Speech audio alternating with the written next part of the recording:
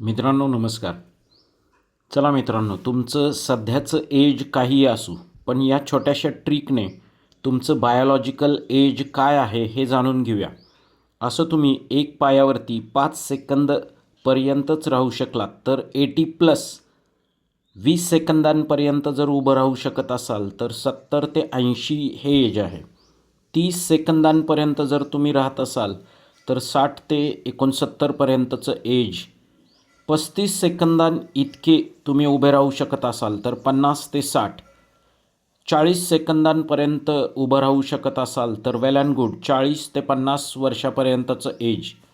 आणि 50 सेकंद किंवा त्यापेक्षा जास्त राहत असाल तर अतिशय उत्तम. तुमचं वय 15 ते 40 या दरम्यानचं आहे हे या ट्रिकनुसार सांगितलं जाईल. चला तर असंच पुन्हा आपण भेटणार आहोत. धन्यवाद. थँक्यू.